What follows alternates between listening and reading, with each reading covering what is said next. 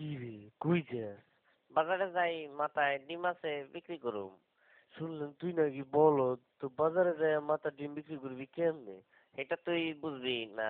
তুই অত শুনলাম কম যাস না। আচ্ছা পারলে কত দেখি আমার মাথায় কি আছে, যদি কইতে পারস তো এখান থেকে তোরে আমি 2টা ডিম দেবো।